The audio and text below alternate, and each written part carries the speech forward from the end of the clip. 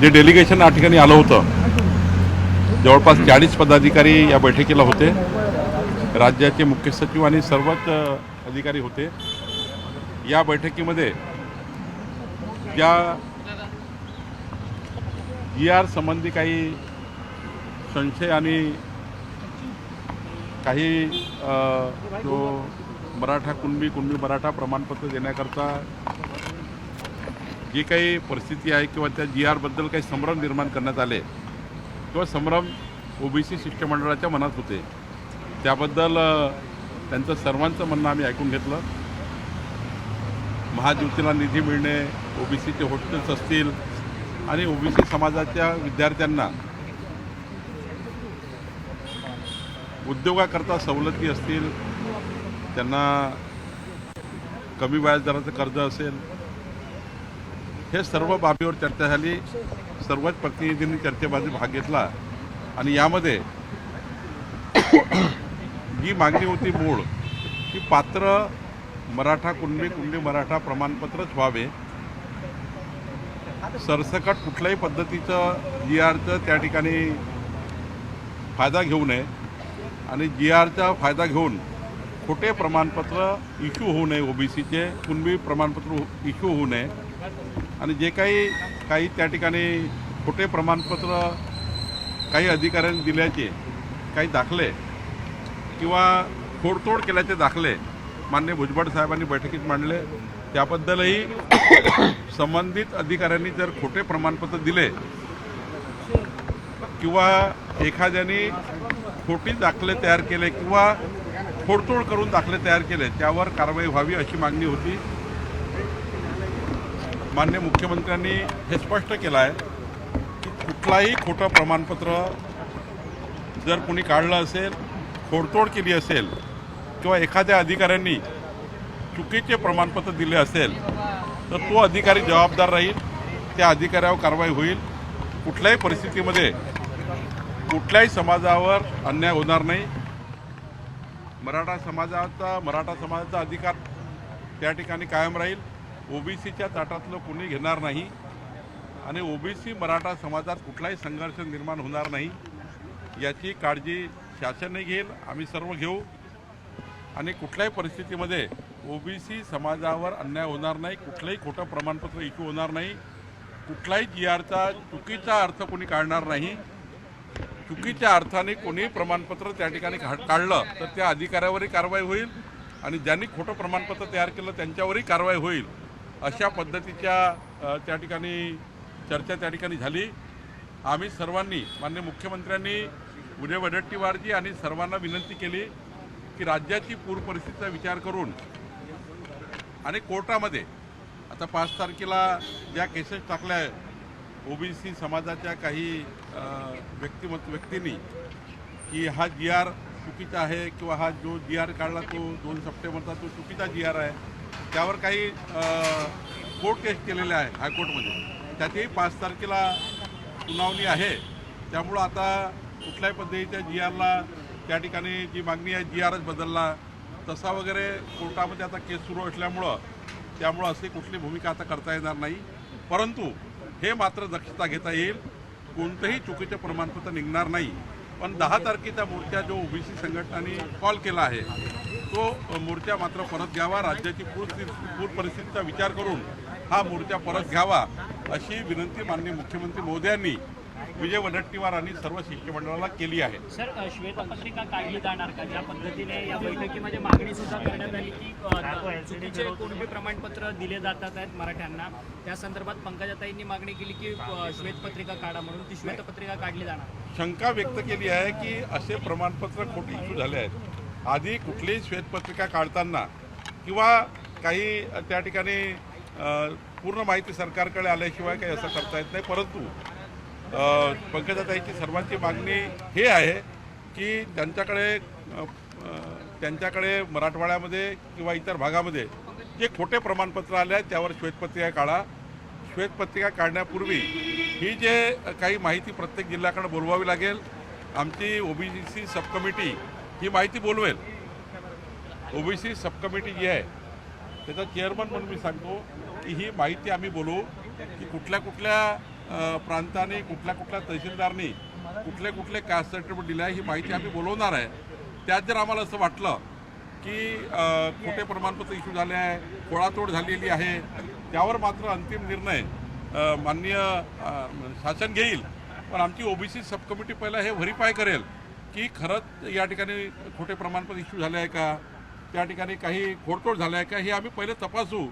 जर हा क्वांटम या ठिकाणी चुकीच्या पद्धतीने वाढला असेल किंवा चुकीच्या पद्धतीने झालं असेल तर मग मात्र त्या गोष्टीचा नंतर विचार करता येईल. जरंगे पाटील म्हणतात की 94च्या GR लाच आम्ही संपूर्ण 10 तारखेचा मोर्चा आहे, त्यांनी त्या संदर्भात काही सांगितलं का की आम्ही मागे घेऊ की आम्ही सकारात्मक नाही, आता विजय वडेट्टीवारजी आणि ते शिष्टमंडळ बसलेलं आहे, ते विचार करताय. सरकारची माझी आपल्या माध्यमातून त्यांना विनंती आहे, माननीय मुख्यमंत्र्यांनी त्यांना विनंती केली की राज्याची पूर परिस्थितीचा विचार करून राज्यामध्ये जे काही शेतकऱ्याची आज त्या ठिकाणी आपल्याला मदतीची सर्वांची भूमिका आहे, त्या भूमिकेचा विचार करून आपण हा मोर्चा त्या ठिकाणी कमी करावा. राज्य शासन केव्हाही, जसं आज ओबीसी शिष्टमंडळाची बैठक घेतली, पुन्हा जर काही शंका असतील तर पुन्हा माननीय मुख्यमंत्र्यांनी सांगितलं की पुन्हा बसवू. मुख्यमंत्रींनी सांगितलं की आम्ही जेव्हा पाहिजे तेव्हा तुम्हाला वेळ देऊ आणि तुमच्या शंकाचं निरसन करू. माननीय मुख्यमंत्र्यांनी ओबीसीच्या त्या ठिकाणी शिष्टमंडळाला विनंती केली आहे की मोर्चा माग घ्यावा. आम्ही सर्वांनी त्यांना विनंती केली आहे. मला वाटतं की ओबीसी शिष्टमंडळ आमची विनंती मान्य करेल. सर, तुम्ही ओबीसी उपसमितीचे अध्यक्ष आहात आणि एकीकडे जरंगे पाटील म्हणतात की थेट आमच्या जर या शासन निर्णयाला हात लावला तर आम्ही 1994चा जो ओबीसींना आरक्षण देण्याच्या संदर्भातला शासन निर्णय त्यालाच कोर्टामध्ये चॅलेंज करू अशी भाषा बोलते. असं आहे, शेवटी GRचा जो GR काढला गेला त्या GRचा दुरुपयोग किंवा चुकीचा उपयोग किंवा चुकीचा अर्थ काढून आमच्या अधिकाऱ्यांनी प्रमाणपत्र चुकीचे दिले असतील तर त्याची तपासणी होईल. जर खोडतोड केली असेल दाखल्यामध्ये, जन्म दाखल्यामध्ये, वंशावळीच्या दाखल्यामध्ये खोडतोड केली असेल तर त्या ठिकाणी ते दाखले रद्द होतील. उद्या व्हॅलिडिटीमध्ये जेव्हा जातील तेव्हा चुकीचं केलं असेल तर व्हॅलिडिटी कमिशन आहे, व्हॅलिडिटी कमिटी आहे, तिथे त्या ठिकाणी तपासणी होईल. त्यामुळे चुकीचं होऊ शकत नाही. पण एखाद्याने केलं असेल चुकीचं तर आमची ओबीसी सब कमिटी अशा चुकीच्या प्रमाणपत्राची दखल घेईल आणि चुकीच्या पद्धतीने झालं असेल तर त्या सर्व दाखले ओबीसी सब कमिटी मागवेल. कारण आम्ही जे इश्यू केलेले दाखले मागवू शकतो, आमच्या अधिकाऱ्याकडे त्याची डुप्लिकेट कॉपी आहे. त्यामुळं चुकीच्या पद्धतीचा GRचा अर्थ कोणी काढू नये असं शिष्टमंडळाची मागणी होती. मात्र एक गोष्ट खरी आहे की एखाद्या अधिकाऱ्यांनी किंवा एखाद्या व्यक्तीने आमच्या GRचा चुकीचा अर्थ काढू नये आणि कोणत्याही समाजावर अन्याय करू नये. मराठा समाजावर अन्याय होणार नाही, ओबीसीवर अन्याय होणार नाही याची काळजी सरकार घेईल असं माननीय मुख्यमंत्र्यांनी स्पष्ट केलं. मुख्यमंत्री जर थेट पुरावा देत असले बैठकीत चुकीच्या दाखल्यांचा तर मग सरकारचा अंकुश नाही आहे का अधिकाऱ्यांवर आणि त्यांना मग कोण पाठीशी घालतो? अधिकाऱ्यांची केलेला तो पराक्रम नाही आहे. काही लोकांनी जे कास्ट सर्टिफिकेटसाठी अर्ज केले आहेत त्यांनी खोडतोड केली आहे, अधिकाऱ्यांनी खोडतोड नाही केली आहे. ज्यांनी ओबीसी सर्टिफिकेट मागितले त्यांनी खोडतोड करून मागितलेले आहे. काही जन्म तारखेच्या दाखल्यावर खोडतोड आहे, जन्माच्या दाखल्यावर, काही वंशावळीच्या दाखल्यावर खोडतोड आहे, काही आमच्या महसुली दाखल्यावर खोडतोड करून प्रमाणपत्र मागितले आहे. असे दाखले माननीय भुजबळ साहेबांनी दाखवले आहे. परंतु ओबीसी समाजाला थेट चॅलेंज मनोज जरंगे पाटील देतात. 94च्या GR लाच आम्ही कोर्टात आव्हान देऊ असं म्हणतात. लोकशाहीमध्ये सर्वांना सर्व अधिकार आहे, ज्यांना ज्यांना जे वाटते ते करण्याचा अधिकार आहे. कोर्टामध्ये शेवटी कोर्ट जेव्हा कुठला निर्णय येतो ते सर्व नियम कायदे संविधानामध्ये अंतर्भूत त्या ठिकाणी कायदे, त्यामुळं जातीच्या आरक्षणासंबंधीचे कायदे आहेत, कायद्याला धरूनच त्या ठिकाणी निर्णय होतात. त्यामुळं कुणालाही कुठली मुभा आहे त्यांनी त्याचं काम करावं. सरकार मात्र या भूमिकेत आहे की मराठा आणि ओबीसी समाज समोर येणार नाही, दोन्ही समाजाला सरकार न्याय देईल, कुणाच्या ताटातलं कुणाच्या ताटात जाणार नाही. मुख्यमंत्र्यांची स्पष्ट भूमिका आहे, कुठल्याही समाजावर अन्याय होणार नाही. उद्धव ठाकरेंचा शिवसेनेचा मेळावा पुण्यात होता, त्यावेळेस उद्धव ठाकरे बोलताना असं बोललेत की आम्ही ज्यावेळेस भाजपसोबत होतो त्यावेळेस कडवट होतो आणि आम्ही भाजपबरोबर नाही आहोत तर आम्ही हिंदुत्व सोडलंय का, असा सवाल ते उपस्थित करतात आहेत. भाजपचं अमर प्रेम आहे आणि आमचं लव जिहाद आहे का, असा देखील ते सवाल उपस्थित करतात. कळवटपणा तर उद्धव ठाकरेंनी घेतली, आम्ही कधीच कळवटपणा उद्धव ठाकरेची घेतली नव्हती. माननीय देवेंद्र फडणवीसजीचं सरकार असताना 2014 ते 2019 माननीय देवेंद्र फडणवीसजींनी उद्धव ठाकरेंच्या ज्या ज्या सूचना जे काही त्यांनी या राज्याकरता महत्त्वाचे विषय मांडले होते त्या सर्वांचा मान सन्मान करण्याचं काम माननीय देवेंद्र फडणवीसजींनी केलं. उद्धव ठाकरेंचा शब्द न शब्द पाळला गेला, पण कळवळ भूमिका तर उद्धव ठाकरेंनी घेतली.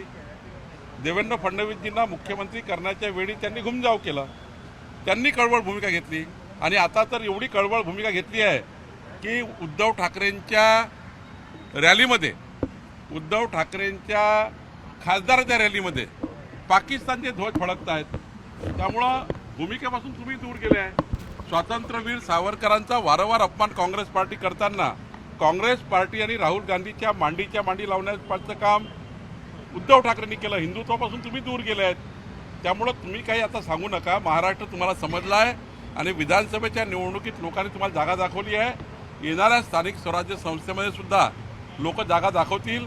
51% लढाई महायुती जिंकून पुन्हा एकदा या महाराष्ट्रामध्ये महायुतीचं त्या ठिकाणी आमचं जे या ठिकाणी स्थानिक स्वराज्य संस्थेमध्ये आम्ही त्या ठिकाणी जिंकू. उद्धव ठाकरेंचं आता किती त्यांनी सांगितलं हिंदुत्व हिंदुत्व केलं, उद्धव ठाकरे केव्हाच हिंदुत्वापासून दूर गेले. या बैठकीमध्ये काही नेते नाराज झाले होते का आणि काही आक्रमक झाले होते का, तशी माहिती मिळते? काही आक्रमक कोणी झालं नाही. सर्वांनी भूमिका मांडली. शेवटी भूमिका मांडताना कोणाचा आवाज जास्त असतो, कोणाचा आवाज कमी असतो. त्यामुळे ते आक्रमक नसतात, भूमिका मांडतात. आरक्षण को लेकर एक ओबीसी नेताओं में एक नाराजगी का सुर है, ये चर्चा में है। सरकार के साथ बैठक हुई है, क्या कुछ निष्कर्ष निकल पाया है? देखिए, ओबीसी का जो एक डेलीगेशन आया था माननीय मुख्यमंत्री से मिला, 2 घंटे चर्चा हुई, अनेक विषय पे अलग अलग इशू पे चर्चा हुई. महाज्योति के बारे में, निधि के बारे में चर्चा हुई, फंड्स के बारे में चर्चा हुई, ओबीसी हॉस्टल के बारे में चर्चा हुई. फिर वो जो जीआर निकला है ओबीसी प्रमाण पत्र देने को लेकर, मराठा कुंडी मराठा जो परिवार है उनको लेकर, तो कुछ शंकाएं थी, कुछ संशय थे, कुछ जीआर के बारे में संभ्रम थे. माननीय मुख्यमंत्री जी ने एक मुद्दों पे सभी शिष्टमंडल से चर्चा की. जितने भी मुद्दे शिष्टमंडल ने माननीय मुख्यमंत्री जी के सामने रखे, एक विषय पे मुख्यमंत्री जी ने चर्चा की और सारा समाधान किया गया. और कोई भी जीआर का उल्लंघन अगर करते हैं या जीआर का दुरुपयोग करते हैं, उस सारे अधिकारी अगर जवाबदार रहेंगे. जो अधिकारियों ने जीआर का गलत उपयोग किया है, गलत अर्थ निकालकर सर्टिफिकेट इशू किए हैं, ऐसी भी डिमांड थी, वो भी डिमांड माननीय मुख्यमंत्री जी ने कहा हम चेक करेंगे. और मैं जवाबदारी से कहता हूँ, ओबीसी समाज पर कोई अन्याय नहीं होगा, मराठा समाज के ऊपर कोई अन्याय नहीं होगा. दोनों समाज आमने सामने नहीं आएंगे.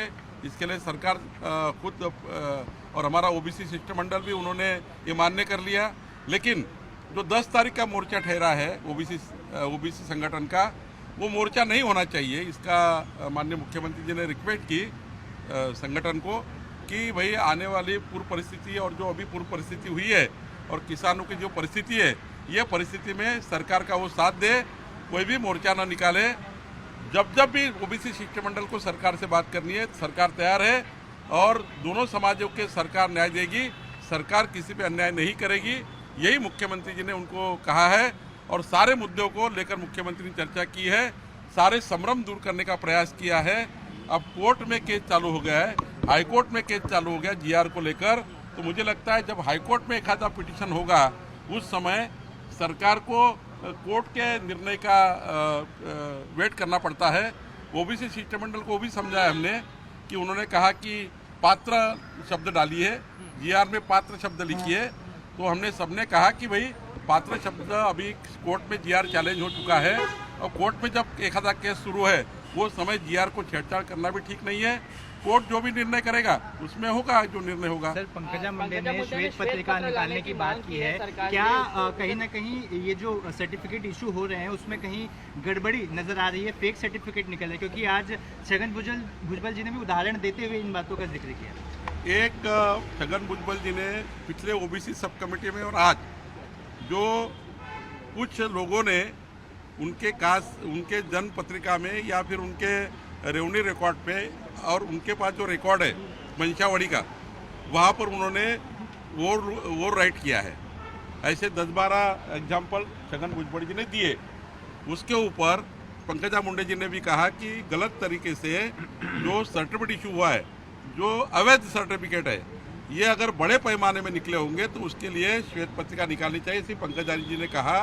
लेकिन सरकार यानी ओबीसी सब कमेटी में पंकजाताई मुंडे भी मेरे साथ है, हम ओबीसी सब कमेटी पहला आंकड़े मंगवाएंगे, इसमें सही में झूठा निकला है क्या, कोई अधिकारियों ने गैरफायदा लिया है क्या, कोई लोगों ने इसका गैरफायदा लिया है क्या, कुछ वंशावल गलत बता के गैरफायदा लिया है क्या, कोई ओवरराइट करके गड़बड़ की क्या, ये सारा ओबीसी सब कमेटी चेक करेगी। ये क्वांटम कितना है वो चेक करना पड़ेगा। श्वेत पत्रिका निकालने के लिए क्वांटम क्या है, अगर छोटे मोटे 10-12 होंगे तो उसको सरकारी इंक्वायरी कॉल कर सकती है, तो उसकी चौकसी हो सकती है। माननीय पंकजा जी, हम लोग सब लोग एक बार चौकसी कर लेंगे कि इसमें सही में झूठ हुआ है क्या। ये कहने सुनने वाली बात नहीं, चेक करनी पड़ेगी, हमारे सारे रिपोर्ट लेने पड़ेंगे। ओबीसी सब कमेटी ये ओबीसी प्रमाण पत्र के सारे जो इशू है उसको कॉल करेगी और उसमें चेक करेगी कि झूठा हुआ है कि सही है। अगर सही है तो सही है, जो पात्र है वो पात्र है, जो अपात्र है उनके लिए सर्टिफिकेट कैंसिल भी हो सकती है, वैलिडिटी कमीशन है वहाँ वो रद्द हो जाएगी। इसके लिए बहुत रास्ते हैं, रास्ता नहीं ऐसा नहीं है। मुझे लगता है कि वो रास्तों का अवलंबन हम करेंगे, कोई भी जीआर का उल्लंघन नहीं होगा, कोई भी अधिकारी जीआर का गैरवापर नहीं करेगा, कोई भी व्यक्ति जीआर का गैरवापर नहीं करेगा। इसके लिए शासन ने पूरी बंदोबस्त किया है। सर, उद्धव ठाकरे ने कहा कि क्या बीजेपी के साथ नहीं है तो हिंदू नहीं रहेंगे, आज पुणे में बहुत बड़ी बात। देखिए, बीजेपी के साथ थे, बीजेपी ने पूरा सम्मान किया, बीजेपी से उन्होंने ही मुंह तोड़ा और बीजेपी से मुंह तोड़कर मुख्यमंत्री बनने की चाहत में वो कांग्रेस के साथ बैठ गए।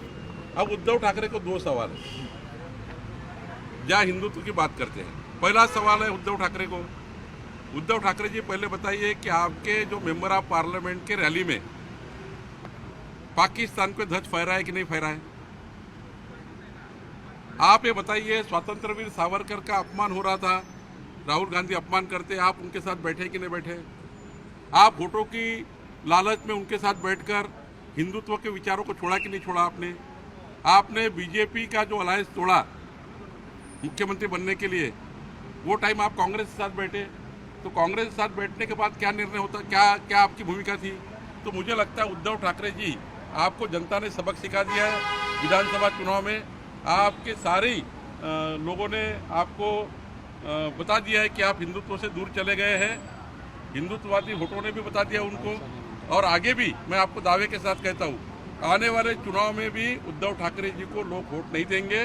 उद्धव ठाकरे जी ये बैठे हैं कांग्रेस के साथ, कांग्रेस के विचार उद्धव ठाकरे ने स्वीकार कर लिए हैं। और आज भी महायुति 51% वोट शेयर लेकर पूरे महाराष्ट्र में जीतेगी। पूरे नगर पालिका, जिला पंचायत, महानगर पालिकाओं में हमारी महायुति पूरे बहुमत के साथ चुन के आएगी, ये मुझे विश्वास है। उद्धव जी खुद आत्मपरीक्षण कर ले, हिंदुत्व से दूर कौन गया है। रामदास कदम